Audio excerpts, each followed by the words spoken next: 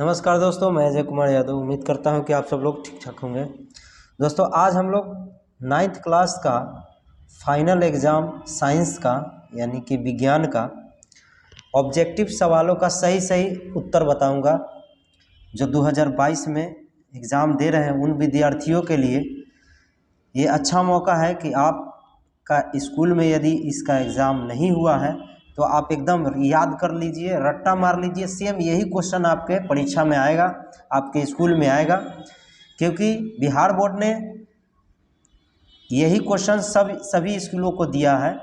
तो किसी स्कूल ने पहले एग्ज़ाम मैथ का ले लिया तो किसी ने साइंस का पहले ले लिया, ये आगे पीछे करके ले लिया है। इसीलिए ये क्वेश्चन आपको मैं बता रहा हूँ सही सही उत्तर, इसको याद कर लीजिए और सेम इसी को जाकर आपको बना देना है। 80 क्वेश्चन है जिसमें से कुछ सवालों का आंसर हमने नहीं बताया है, बाकी अधिकतर सवालों का आंसर हमने दिया है कंफर्म। तो चलिए दोस्तों, हम लोग सीधे सवाल की ओर चलते हैं। सवाल आप देख सकते हैं, पहला नंबर सवाल है। इसमें 80 क्वेश्चन ऑब्जेक्टिव है जिसमें से आपको 40 को बनाना है। तो चलिए पहला नंबर हम लोग सवाल पढ़ते हैं। एसआई मात्रक में कितने आधारी राशि होते हैं? तो ये 7 होते हैं, तो पहला का आंसर बी हो जाएगा। दूसरा नंबर सवाल है, निम्नलिखित में सदिश राशि कौन है? तो 2 का आंसर बी हो जाएगा। तो वर्णन, जब कोई वस्तु एक निश्चित बिंदु से आगे पीछे चलती है तो इस गति को क्या बोलते हैं? तो 3 का आंसर हो जाएगा आपका सी, आवर्त गति। चौथा नंबर सवाल की ओर चलते हैं हम लोग। चौथा नंबर सवाल है, यदि एफ परिणाम का बल एम द्रव्यमान की वस्तु ए त्वरण उत्पन्न करता है तो क्या हो जाएगा? तो 4 का ऑप्शन आपका हो जाएगा सी हो जाएगा। पांचवा नंबर सवाल है, संवेग का एसआई मात्रक क्या होता है? केजी मीटर पर सेकंड होता है, यानी ऑप्शन सी हो जाएगा 5 का। छठा नंबर सवाल है, बल के लिए निम्नलिखित में कौन सही है? तो केवल दिशा, केवल परिणाम। तो छठा का आंसर आपका हो जाएगा डी, इनमें सभी हो जाएगा। दोस्तों, यदि आपका मैथ का एग्ज़ाम नहीं हुआ है तो मैथ का भी इससे पहले हम ऑब्जेक्टिव डाल दिए हैं, तो आपको उसको याद कर लीजिए, या अगर आपका एग्ज़ाम हो गया है तो मिलाकर आंसर चेक कर सकते हैं कि आप कितना सही बनाए हैं। चलिए 7वां नंबर, गुरुत्वाकर्षण नियतांक है, तो 7 का आंसर आपका हो जाएगा डी। मैं इसका बाद में डिटेल से बताऊंगा कि क्यों इसका आंसर डी होगा और क्यों इसका आंसर ए होगा या बी होगा। फिलहाल आपका एग्ज़ाम है, इसीलिए मैं इसको सही सही आंसर बता देता हूं ताकि आप अच्छे से याद कर लें और एग्ज़ाम में जाकर सही सही 40 क्वेश्चन बना दें। इसीलिए मैं डायरेक्ट आंसर बता रहा हूं, डिटेल से समझा कर मैं अगले वीडियो में बना के बता दूंगा। तो चलिए 8वां नंबर सवाल है। 8वां में बोल रहा है, प्रणोद दाब तथा क्षेत्रफल के बीच निम्नलिखित कौन सा संबंध है? ये फॉर्मूला होता है, तो 8 का आंसर आपका ए हो जाएगा। दाब बराबर प्रणोद बटा क्षेत्रफल होता है, ये 8 का आंसर ए। 9वां नंबर सवाल है, आवृत्ति का ऐसा ही मतलब क्या होता है? हर्ट्ज होता है, तो 9 का आंसर आपका हो जाएगा सी हो जाएगा। 10वां नंबर सवाल है, 2 क्रमिक श्रृंगों अथवा गर्तों के बीच की दूरी क्या होता है? तो 10 का आंसर आपका हो जाएगा बी, तरंग का तरंग दैर्घ्य हो जाएगा। इसमें बहुत सारे गलत आंसर टिक लगाया है जिस विद्यार्थी का ये क्वेश्चन है, तो इस पर ध्यान नहीं दीजिएगा। किसी द्रव के आयतन मापने के लिए प्रयुक्त युक्ति को क्या बोलते हैं? तो 11 का आंसर आपका सी हो जाएगा, ये सही है। तो दोस्तों, इससे पहले हमने मैथ का भी बताया था, अगर नहीं आप एग्ज़ाम दिए हैं तो मैथ का आंसर ये याद कर लीजिए। 12 है, किसी वस्तु के जड़त्व की माप होता है, तो 12 का आंसर ये हो जाएगा द्रव्यमान द्वारा। वस्तु का घनत्व बराबर होता है, तो 13 का आंसर आपका ए हो जाएगा, द्रव्यमान इंटू आयतन के बराबर होता है। उष्मा का एसआई मात्रक क्या होता है? उष्मा का एसआई मात्रक जूल होता है, यानी कि 14 का आंसर सी हो जाएगा।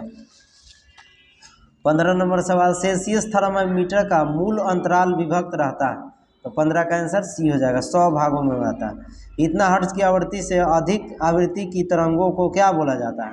तो 16 का आंसर बी हो जाएगा, प्रासरब तरंग हो जाएगा। अब हम लोग 17 नंबर सवाल की ओर चलते हैं। 17 नंबर, निम्नलिखित में किन 2 राशियों का एसआई मात्रक केजी मीटर पर सेकंड होता है? 17 का आंसर आपका सी हो जाएगा, बल और संवेग का।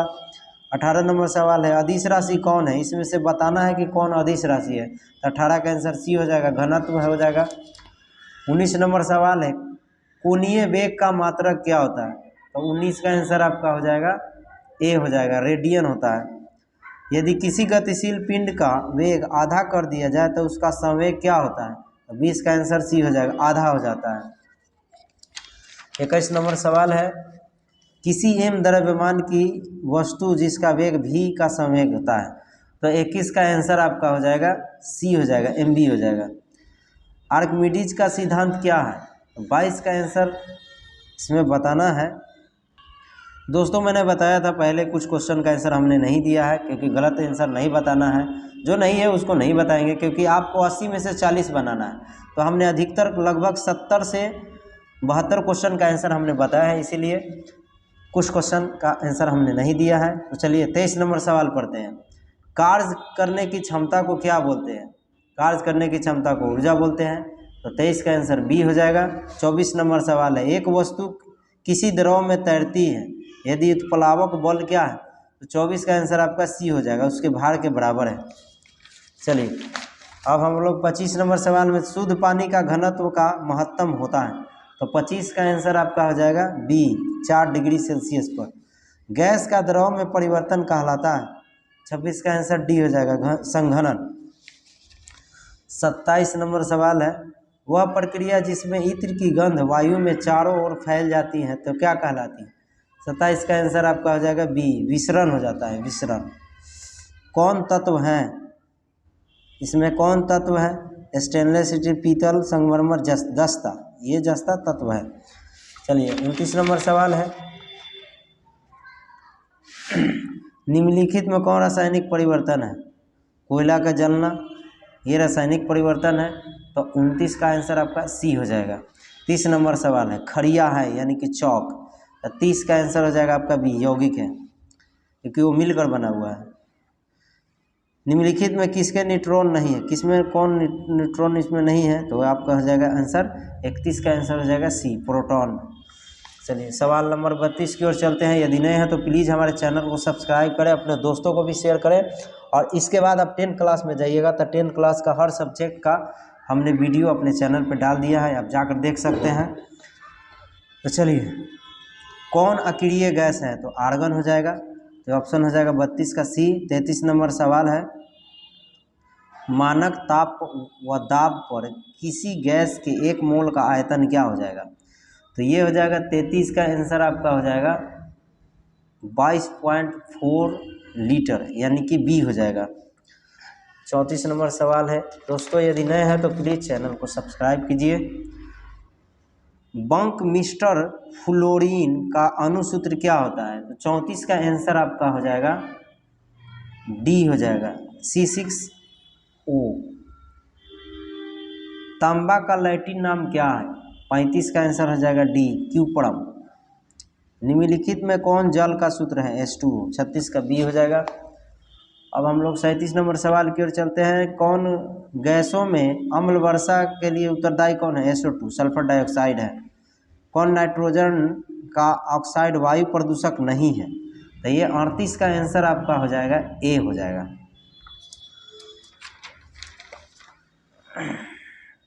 40 नंबर सवाल है, बैक्टीरिया वायुमंडलीय नाइट्रोजन स्थायीकरण करता है। तो 39 का आंसर आपका हो जाएगा सी, राइजोबियम बैक्टीरिया। इसमें बोला अम्ल वर्षा का pH मान होता है 7 से कम होता है, 10th क्लास में पढ़ना है आपको। 41 नंबर सवाल है, ओजोन परत वायुमंडल के किस भाग में पाया जाता है?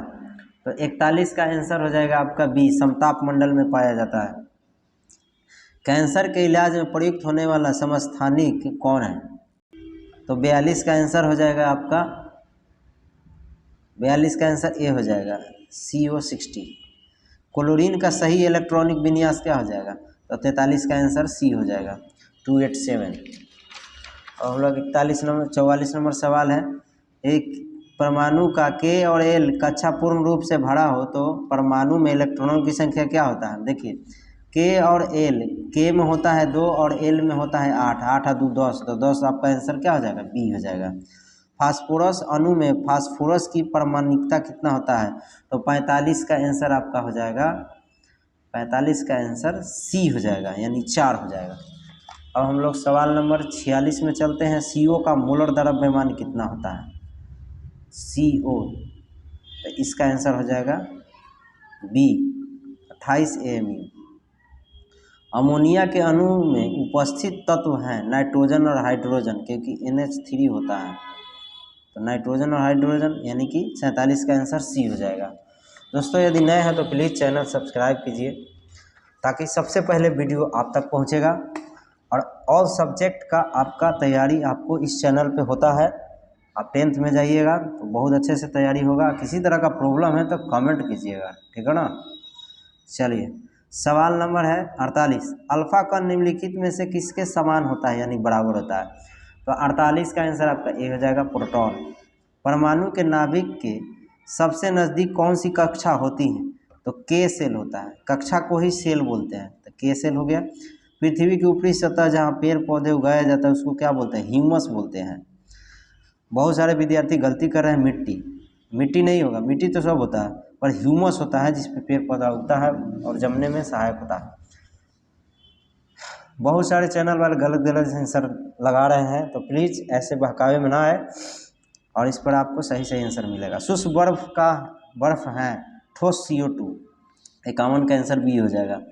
तो कौन यौगिक है, तो 52 का आंसर बी हो जाएगा।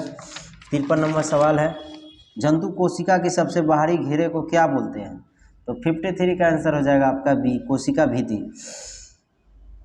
दोस्तों आपको मैं फिर से बता देता हूँ, क्योंकि आपको 40 ऑब्जेक्टिव में से 80 ऑब्जेक्टिव में से 40 ही बनाना है, तो आप कोई इसमें से 40 को बना सकते हैं आप चुन करके। तो आप याद कर लीजिए, यदि आपका परीक्षा नहीं हुआ है तो, यदि हुआ है तो आप चेक करके मिला सकते हैं। तो प्रकाश संश्लेषण का स्थान है, तो 54 का आंसर हो जाएगा बी, क्लोरोप्लास्ट। अब हम लोग सवाल नंबर 55 में, वर्णिकी का जनक किन्हें कहा जाता है, तो 55 का आंसर आपका हो जाएगा डी, कार्लोस लिनियस। कौन नग्नबीजी पादप है, तो 56 का आंसर हो जाएगा आपका सी, जिम्नोस्पर्म। 57, निम्नलिखित में कौन बैक्टीरिया जनित रोग है, तो 57 का आंसर हो जाएगा आपका डी, न्यूमोनिया। ऐसे रोग जो बहुत समय तक बने रहता है क्या कहलाता है, 58 का आंसर हो जाएगा डी, चिरकालिक।